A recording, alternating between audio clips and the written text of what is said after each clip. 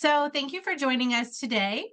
My name is Jessica, and I'm with the AGE-u-cate Training Institute. I'm the Director of Senior Living Initiatives. So I work with all of our senior living partners to become program partners and support program partners of AGE-u-cate. And I am joined today, of course, by the lovely Susan Ostrowski. She is one of our program partners through her product, Reading2Connect. And so today we're going to talk through kind of how we can evaluate life enrichment activity for engagement and purposeful engagement. So let's see, there we go. So of course, today's goal is to provide you all with some ideas and insights for person-centered care programming, and to share with you a tool to help you effectively evaluate your life enrichment programs. But of course, it is my pleasure to officially welcome Susan to lead our discussion today. Great. Okay. So is it really engaging, evaluating pragmatic options to promote residents' well-being? This is essentially about how do we know if a life enrichment resource or program is actually doing what we thought it would, or what we thought it should do, or what we were hoping it would do when we purchased it.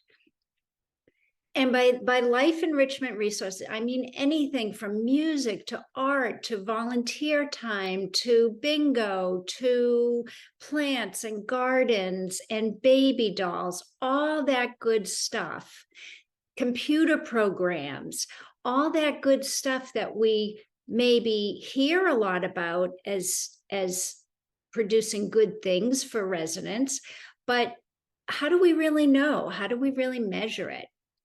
So I'm going to tell you about what we call the Life Enrichment Program Evaluation Model. So it's a set of tools that are very easy for any, I believe, any care community team members to implement and use to figure out what is really having the most impact on residents' social and emotional health. So I'll tell you how we started. We started with this team of ours, Joy Ducart. She was working for Ascension Living at the time. Dr. Amy Elliott, she's a researcher at Ohio State University, and me with Reading2Connect. So the way the story begins that the Ascension Living Senior Care Company applied for a grant from the Beryl Institute for funds to bring Reading2Connect to one of their care communities. As an expectation for that grant was that Ascension Living would present within a year of receiving the funds, a report of the efficacy of Reading2Connect in their community. So they kind of hired our team to collect data and figure out how is this affecting the quality of life of their residents. Well, we quickly found out that there were no funds for, real researchers to go in there with their clipboards and actually gather data. So we realized, okay, we're going to, this was out of state. This was at a state down South Tennessee, actually. So we realized, okay, we have to rely, for the most part, on the team members, the people there on the floor. So that meant that, number one, they're not researchers by trade. Number two, they're extremely busy and don't have a lot of time. So we knew that whatever we came up with had to be super, super practical and easy to implement. Before we get into more about how we did that, I'll tell you a little bit about Reading2Connect. And again, this is not about Reading2Connect, this presentation. Reading2Connect was the program that was being evaluated. But in our opinion, this evaluation tool can be used for any life enrichment program or resource. So Reading to Connect is a social engagement program. It consists of two things: highly readable, age dementia friendly books with abundant illustrations, and a Montessori-based training for employees. So that's where we really demonstrate for the people who are acquiring the program how to use it to the absolute best purpose of the residents in the community at large, implementing Montessori principles. It's a program that promotes the social emotional well-being of long-term care residents and team members, residents' independence and agency, and it promotes team members' positive job experiences. So here's an example. So Reading to Connect and AGE-u-cate, we have our research and pilot studies and university studies that have shown that our claims are true. But how do you really know that that's a good fit for your community or for the other communities in your company? That's what we're going to talk about. A little more about Reading to Connect. This is an example. This is just a quick slideshow example of pages from our books. We have over 50 books. They're usually very minimal text. Like I said, a lot of pictures. A lot of the topics are very high interest, like babies, food, hobbies, gardens. Some of them are a little more substantial, like art, geology, science, cultural, travel type books, historic. A lot of the books deal with topics that occurred in the 20th century, religious themes, civil rights, Japanese American story, just things that have happened over the last 100 years. This is on gay rights and what's happened over the, again, last several decades. I'm also going to show you real quick Reading to Connect in action. So you could see how what the team members at Ascension Living were really working with. So this is a Reading to Connect group. I think it just kind of speaks for itself. Jessica, please tell me if it doesn't sound good. Great. Number 3.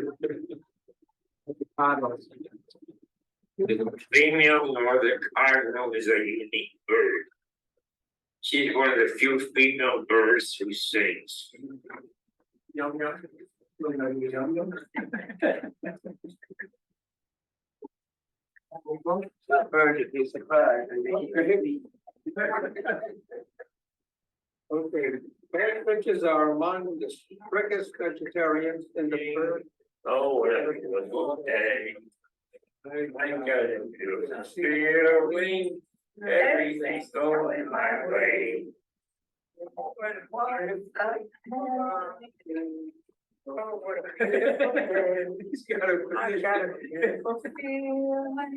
That everything's going Bob's way. Just the end of that one. And read it together. So. Okay. Ready? You can say it together. Bible children, as a baby, Moses was found Floating on the river Nile. floating on the river, and a boat in a basket. So Moses said to them, "They will perish, but my people will be so." I had practiced that. And my people survived something like that. You get better and better. Go ahead. So I know I heard you say that it wasn't very good reception. So afterwards, I'm more than happy to play it again outside of the PPT if anybody wants it. Sure.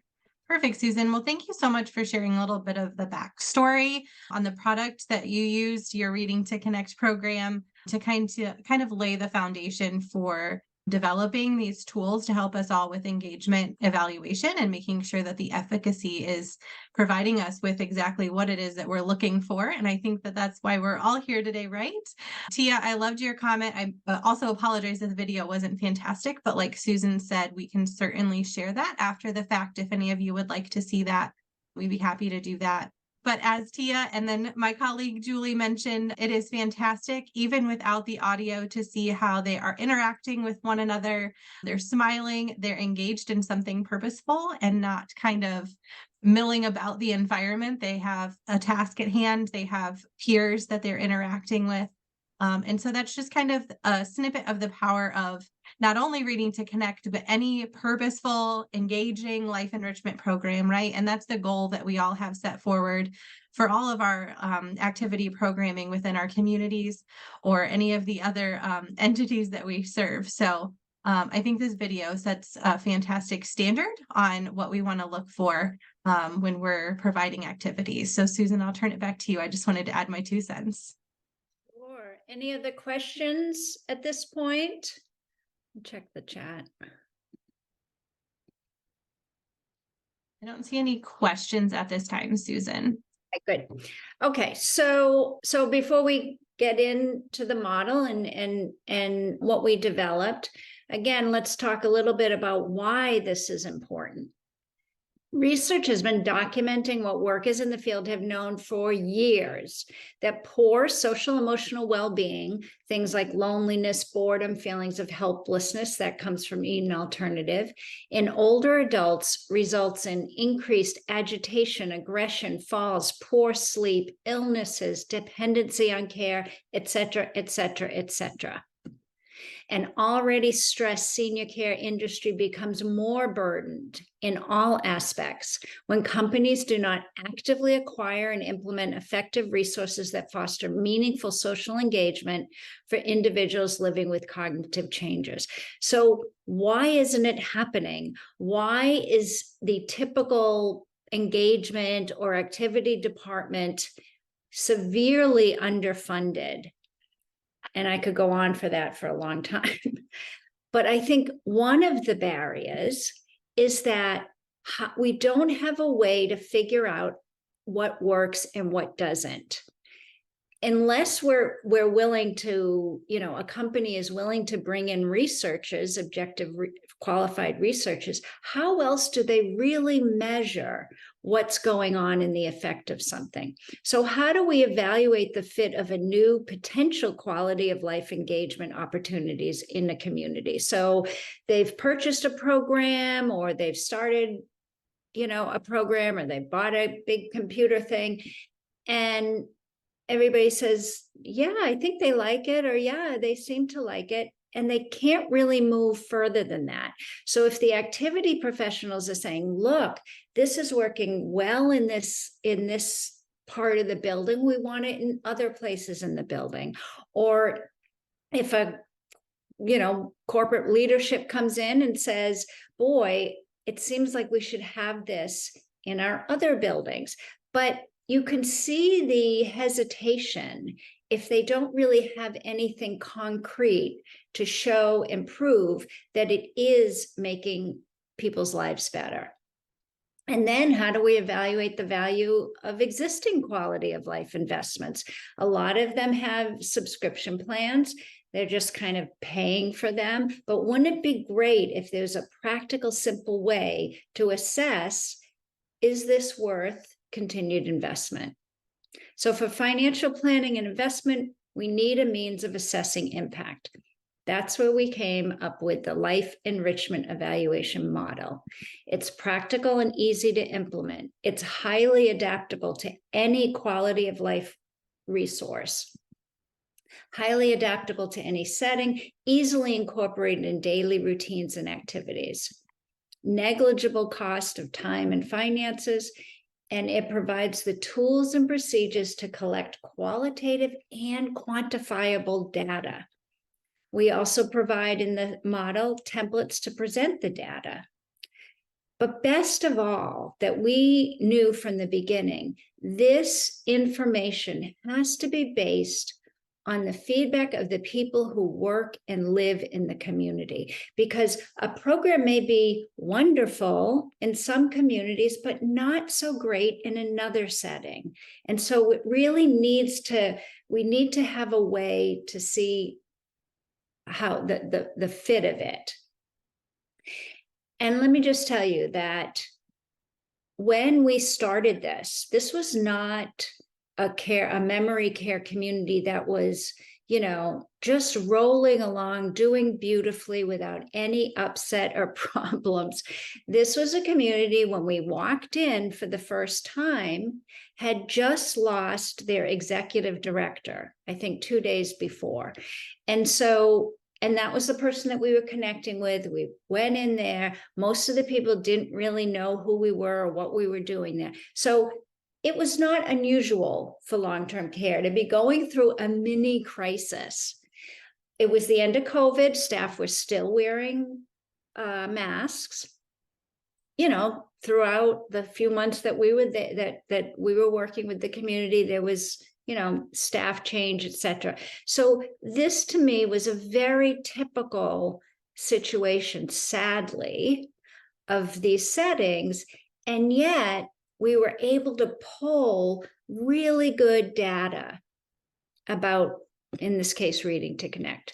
So how did we do this? So the first thing we did, of course, was confirm that team members' comfort and skill level implementing the Reading2Connect program. And that's really important, because if you use this to evaluate the effects of a quality of life program that you already have, that's when you can really find out, like, oh, they're only using it every couple of months, or, oh, it's not really, having that much effect. And why is that? Oh, nobody there really knows how to use it to its full extent. So that's super important to make sure that the training goes along with these things. Then we began ongoing consultation with the team members, mapping out a pilot study plan. So not only consultation isn't really the right word. We were following their lead. We were like, okay, can you do this? What are the chances that you could collect this data? What do you think of this form and that form? So through lots of trial and error, modifying, tweaking, we eventually settled on 4 data collection tools: observation forms, resident surveys, team member surveys, team member or staff interviews. Those were the 4 tools that we're going to present that are part of this model. Any comments or questions or anything, Jessica, at this point? Or I don't see any in the chat, but I just want to kind of reiterate, I know the example that Susan's walking us through today is Reading2Connect, but certainly this model can help you with evaluating the efficacy of any of your life enrichment quality of life programming. It was designed specifically so it was user friendly. We didn't want to impact you in a negative way. We know how pressed everyone is for time and all the responsibilities that you have on your plate at any given moment. So the model is really designed to be very user friendly, a quick assessment to help you gauge how effective things are, if it's worth your time to continue, or what adjustments you need to make in order to make it effective. So just kind of keep that in mind. But certainly Reading2Connect is a fantastic opportunity to look at how we can effectively engage our residents or the seniors that we serve. I know we have a decent amount of audience from the area agencies on aging or other community-based services. So I don't want to generalize, but we do want to make sure that we're providing you with all the resources that you need for your specific role and to be effective in doing so. Susan, while I was talking, we did have a question pop up from Jenny. She says, who is the observer completing the observation form? Right, and I'll talk about that, but it's basically, Beautiful. usually, in this case, it was the activity professionals. So it was the people on the ground, the people on the floor. So let's talk about the observation form. So just to say, that was based on the work of Dr. Camp and Dr. Lawton, is how we developed it. So this is the observation form. It tracks 3 types of social emotional well-being indicators: engagement, emotions, and communication. Okay, so this is the form. So the employees and the team members completed this form. I'll explain more. This top part is engagement. The second third is emotions. And the last third part is communication. By the way, the observation form is a little bit tricky. It takes some learning, but the actual filling it out is very easy. And the other 3 tools that we're going to talk about are extremely intuitive. But this one needs a little bit of explanation. So this is the form, and then with the form comes these explanations of different types of engagement, different type emotions, different types of communication, and what they mean. So I'm going to zero in on the first third. 4 types of engagement: constructive, passive, non-engagement, other engagement, constructive and passive. So with each of these terms, we listed observable things that you can see that will help you make that judgment call, whether the resident was engaged constructive, passive, non, or other. Non is obviously things like you would think. Other engagement can be one of 2 things. It can either be kind of a self-stimulating, fidgeting with one's button or banging on a table, or basically engage with something that was unrelated to the target activity that was going on. In terms of emotions, there were 5 categories of emotions, and we describe again exactly the observable signs of these emotions. And then 3 types of communication: no communication with others, nonverbal communication with others, nodding, pointing, smiling, verbal communication. So this is what they had to help them learn the terms, make sure everybody was on the right page. And now I'm just going to go through this: the top third, the middle third, the bottom third. So for this form, employees had to think about 3 time frames: roughly 15 minutes at least, or 15 minutes or more before whatever the activity was. So R2C, in this case, it was before Reading2Connect was offered to the resident. So you put down the resident's name, who you are as the observer, the date. You then, what was so cool is that we noticed that the staff, especially the activity staff, or everybody there who works day in, day out with the residents, they know their residents. They don't need to sit there and stare at them for 15 minutes before the activity was presented, whether it's Reading2Connect or music or pets, whatever it was. They're close to the residents, they're doing their thing, and they know, okay, for that 15-minute period before we started Reading2Connect, I would say that person was constructively engaged in doing a puzzle, or passively engaged, or nodding off, or whatever. They have a sense in that period how they would rate their engagement level. During Reading2Connect, maybe it went on for an hour or so, and they would easily, we were so happy with how easily they made a judgment call of how Mr. Smith, what level of engagement overall he had with, in this case, Reading2Connect, but it could be any quality of life program or resource. The third period of time that they had to think about was at least 15 minutes after Reading2Connect, meaning after this stuff was pulled away from them, or they didn't have access to the materials anymore. How would staff rate their engagement? Same thing with emotions. How would staff rate the emotion of Mrs. Johnson before Reading2Connect? How would they rate her overall emotion during, and how would they after? All these people have to do, the staff people, is check. Same thing with communication. Overall, what kind of communication were they exhibiting before, during, and after?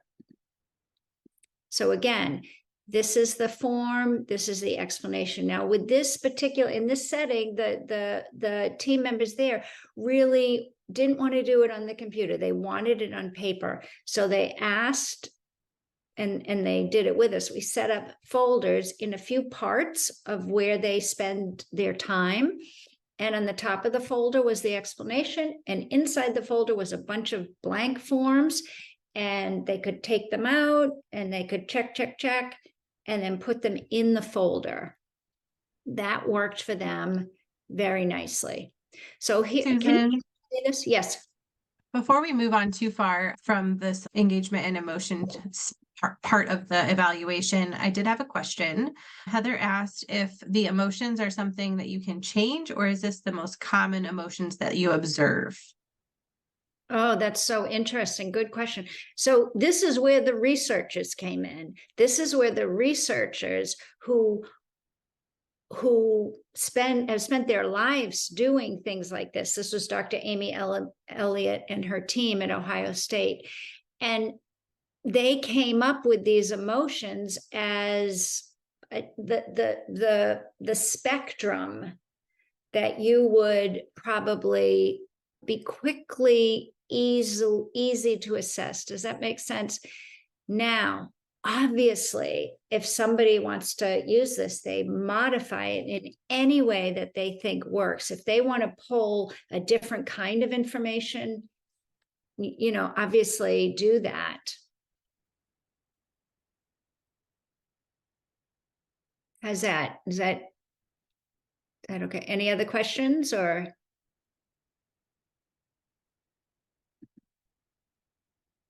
Okay, so Heather asked for clarification of, is it objective emotion? So it's not specific to the place or the facility.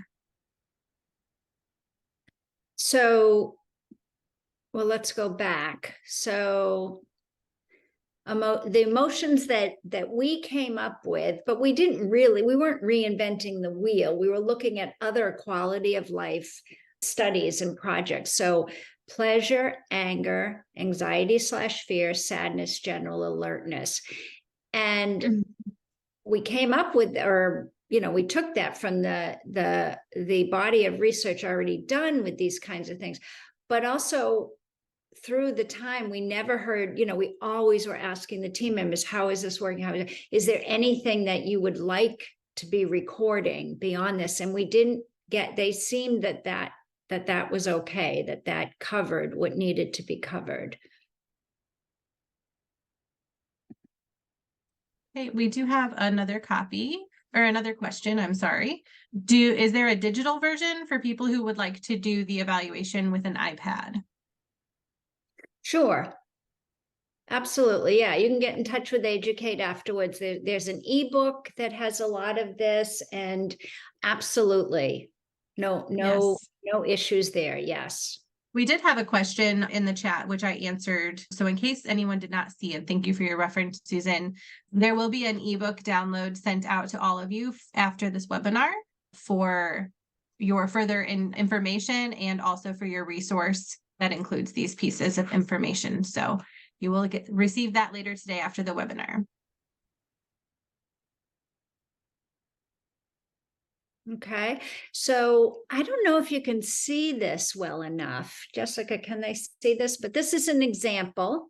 So the residents were numbered and the date and the person who the team member. And so basically just in the course of, her morning and the activities, she had this out and she just checked it off pretty quickly. And so here's an example. So the period before Reading2Connect, this resident was involved in other engagement. So again, maybe, fiddling with fingernails or rocking, something to that effect. But general alertness was how they judged that resident's emotion, and nonverbal communication with others. So maybe pointing, smiling, maybe making eye contact. During Reading2Connect, there was a more constructive engagement, and that's defined. Emotions went to pleasure, and nonverbal communication went to verbal communication. After Reading2Connect, constructive engagement continued, pleasure continued, and the communication went back down to nonverbal. So that's a nice piece of information. Here's another one. A resident went from non-engagement to passive engagement during Reading to Connect, and then down to other engagement. This one was exhibiting anxiety and fear, then went to general alertness, and then continued as general alertness after Reading to Connect. This one went from no communication with others, nonverbal communication, to no communication with others. And here's another one. This one, before Reading to Connect, passive engagement. During Reading to Connect, other engagement. After Reading to Connect, went to non-engagement. So there's something there that maybe for some reason, this activity was not that great for this particular resident. Maybe it was overstimulating. Although at the same time, they went kind of from pleasure, pleasure, pleasure. In general, they put 2 here. And then they went from verbal to nonverbal afterwards. So the after period is a really nice piece of information because it lets you see the effects after the particular activity is done. So that's how they completed the forms. And then presenting it. Now, this is the way we presented it, but obviously it doesn't have to be this formal looking, but it does give you a lot of information. So if an activity person or department maybe wanted to argue or support the idea that they needed Reading to Connect in other parts of the building, or if a leadership person, administrator wanted to find out if they should continue, maybe they should buy more books, or they should use this program in other buildings, then these kind of findings would certainly have an effect on their decisions. So what we did here was the period before Reading to Connect was offered to the residents. This many were non-engaged, this many were classified as other engaged, this many passive, this many constructive. During Reading to Connect, just looks like 1 was non-engagement, but all of the others were passive and constructive. And then here, non-engagement, other engagement, passive, and constructive. So it's kind of cool because you could see that even though after Reading to Connect was taken away, there seemed to have still been effects because this is better than this. So with emotions before, there were a couple of people feeling anxiety and sadness, general alertness, pleasure. During Reading to Connect, everybody was, in this kind of general alert state and lots of pleasure. And then afterwards, that seemed to linger, which is very nice. This is resident communication before Reading to Connect. There was no communication with others, passive communication, some constructive. During Reading to Connect, lots of verbal communication. During Reading to Connect, lots of verbal communication, and nonverbal, not much, no communication. Afterwards, you still had a fairly high level of verbal communication and passive. So this happens to be very positive, which is important if anybody's, going to make a decision what to do with the program that they already have. Expand it or just kind of let it go. Okay. Any other questions? Not at this time. And we're wrapping up. This is actually we're nearing the end. So, so remember we had 4 tools, observation form, and this is a resident survey. So again, working with the team, we came up with this. This is what we call an age and dementia friendly survey form. So many residents can read this to some degree. And so the way we did it was obviously, they may be able to fill it in, but maybe not. And so maybe a staff person had to actually fill it in. Obviously, the person's name and date. Do you enjoy so basically 2 yes/no questions. Do you enjoy the Reading to Connect books? Are you enjoying the Reading to Connect groups? And then questions, more open-ended questions under that you could certainly pull some really nice information. So here's an example resident. Do you enjoy Reading to Connect books? Very much. What features do you especially appreciate? The information. Are you enjoying the groups? Yes. What do you appreciate? Reading with my friend. Is there something we can improve with the books? No, they are great. So I don't have to read these out loud, but you can see that we're talking about 2 yes/no questions and then some elaboration. Yeah. I think the most important from my perspective of having been an administrator in a skilled setting before coming to AGE-u-cate is just we can see that like attendance is happening at a life enrichment program, but are our residents really enjoying it? Are they getting anything out of it? If so, what? What are they getting out of it? Is that the purpose of the activity? And so I think this resident survey needs to take place really all the time, right? So we need to know what our residents are getting out of it. If there's something that you don't care for, if they don't care for, we need to know what that is so we can make adjustments. Our whole purpose with life enrichment is to maintain and improve our residents' quality of life. And so if they're just coming to an activity or a programming situation because there's nothing else to do or just to go through the motions, obviously that's not enhancing their quality of life. So if we're getting their feedback and we're making adjustments appropriately, if we're celebrating the things that they are enjoying, like meeting with their friends or reading out loud in this case, then we're helping them to achieve their goals for their quality of life. So I feel like, at least from my perspective, I love all the other data. I love seeing when residents are more engaged and they're getting more out of their daily activities. But I just absolutely love the opportunity to adjust and do even better next time, right? With these resident surveys, I think there's an opportunity there to just continue to raise the bar and make the life enrichment opportunities available to everyone that much better. So I just wanted to add my 2 cents about the resident survey because I do think that it's incredibly valuable. In the meantime, I did have a couple of questions pop in the chat. Julie, thank you so much. Julie is one of our team members at AGE-u-cate. She's curious to know, so if you wouldn't mind popping in the chat, if anybody already has a process in place to conduct objective program evaluation. So something similar to what we're talking about here today, how are you kind of assessing the effectiveness of your life enrichment programming? So if you want to just pop that into the chat while we continue to talk. And then Nicole asked if any of these forms are digital or can be completed over a smart device. And so, yes, the answer is yes. And we will help support you with those forms if you would like. Good.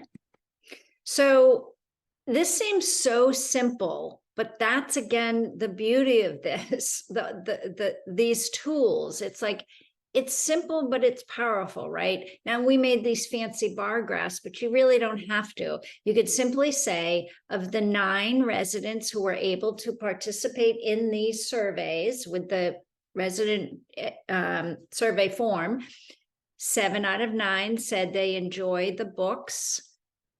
Yes, they enjoyed the books, and 2 out of 9 said sometimes they enjoy the books.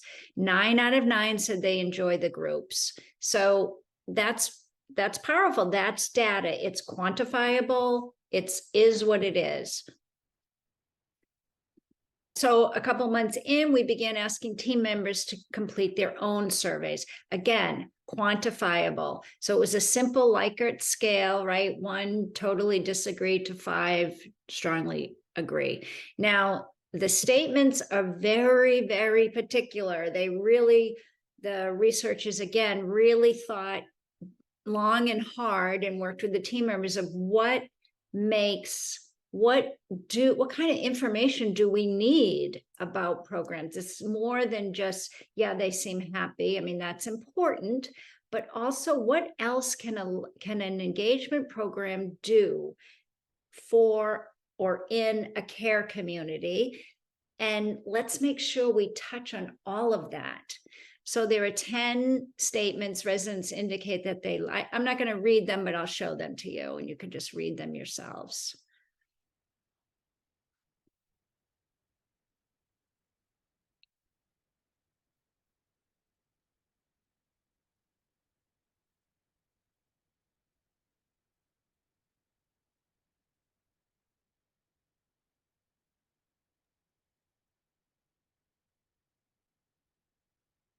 So all those things really touch on just about everything we would wish for when we bring in a big computer program or, music or painting or bingo, etc. And if we're finding that it's really that team members are speaking positively about whatever it is. Again, it doesn't have to be Reading2Connect. You just fill in the blank. And again, this is an easy way to extract powerful findings and data. So one way is just to take all these, to take the forms that the staff people filled out and just go down the list and find what statements did all of the team members agree with or strongly agree with. And that's it. That's going to take, you could do more with it, but that's a real simple, solid way. In this case, there were 3 statements that everybody agreed or strongly agreed with. I'm not going to read them to you. I did have one question pop into the chat I can answer for the group. Tiffany asked, so we can just replace Reading2Connect with the program name of our choice. That is completely correct, Tiffany, you got it. On the form that you'll receive afterwards for your own use through the ebook, it is generic, so you can fill it out custom to the program itself that you're looking to evaluate. So it's kind of a blank slate, if you will, and then you can utilize that moving forward. So I hope that's helpful to everyone. Yeah, I mean, I'm thinking like here it says Reading2Connect books because that's what this is, but it could be with, music and memory, with time slips, with, the garden out back. It's the same thing. Do those things elicit positive emotions? Did they stimulate resident communication? Do residents become more and more independent with the gardens? These are all things that you really want to extract and find out more than just do they like them, although that's certainly critical too. So finally, we'll wrap it up here. We began asking team members to partake in semi-structured interviews. Now, interviews are not really about quantifiable information. They're more about qualitative, and they can be really great. Like you can get some real gems and some real riches, because that's when the team members tell the things that they're experiencing that you're not going to get on the observation form or the survey. This, however, does take more time. So we would recommend either, writing down the answers or recording it. And then we'll give you some suggested interview questions. These are the questions that are not, they're very neutral. They're not leading in any way. So they're like, let's say music and memory. Did music and memory turn out to be what you expected when you first became familiar with it? Do any examples come to mind of a surprise result? How do you think, say, music and memory affects residents? Emotions, can you give an example? Social relationships, can you give an example? Self-image. Has, say, music and memory had any effect on your job experience? These are really, really good questions that we've, spent a long time and, help us really get some substance here. So Jessica, I have a couple of major themes that came from the interviews, but I don't know if we really have time for that. And I don't know if that's something I should share, especially if there are questions. It's up to you. We do have one question. So let's answer that and see what our time is looking like. I want to make sure we end to give everyone the rest of their afternoon back. Yeah. So the question I think I can answer, but I'm going to let you kind of go through the details. Heather just kind of wanted to clarify. So the evaluation is something where you do kind of step 1, then step 2, then step 3, or do you do it all at the same time? So great question. So the observation forms, you can start right away. But the surveys for the residents, obviously they should have some experience with the program, whatever it is, depending how much you do it, but at least, I don't know, 5 to 10 experiences with the resource, whether it's a visiting therapy dog or baby dolls, whatever. And then the staff, I feel like they need some time. They need a good couple of 2 months maybe of using it in many situations over and over before they can come up and really have an opinion about it. That's how I feel. And that's what we did in this program. Beautiful. I hope that helps, Heather. So just in the interest of time, I am going to steal the screen back from Susan. And If we wanted, I'm happy to play that video again out of the PowerPoint. It'll come better, but that's up to, yeah. Sure. So any other questions, comments, any feedback that we want to continue our dialogue with our last few minutes, anyone? Just give a moment for you all to type if you're interested in further chat. So while you're typing in any additional questions or comments, I just want to touch again, immediately following this webinar, I will send an email to each of you that includes a download for our ebook.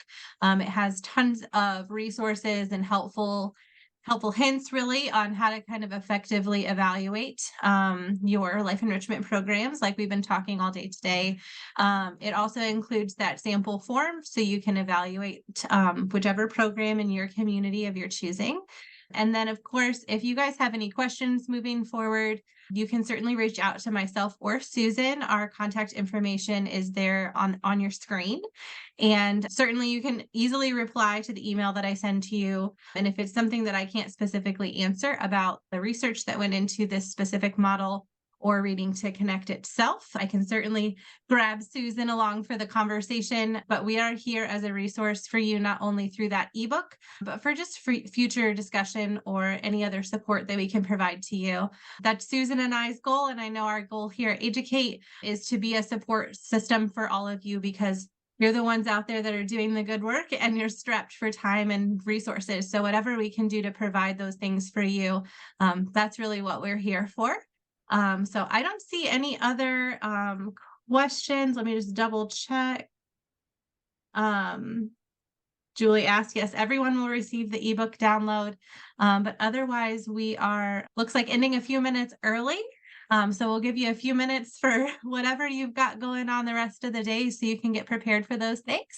And I just want to thank you again for joining us and participating in the chat. Getting your feedback and making sure that we're providing clarification is definitely key. So thank you for those of you who were able to pop in some questions and comments. With that, thank you, Susan, for all the information sharing today, resource that you're providing to everyone. And I look forward to talking with each and every one of you very, very soon. Have a wonderful afternoon. I just want to say I'm going through the chat here and oh my gosh, people are doing fabulous things. Aren't they? Amazing. Amazing. So kudos to all of you. Definitely. Well, thank you all so much. And that concludes our meeting today. Thank you so much.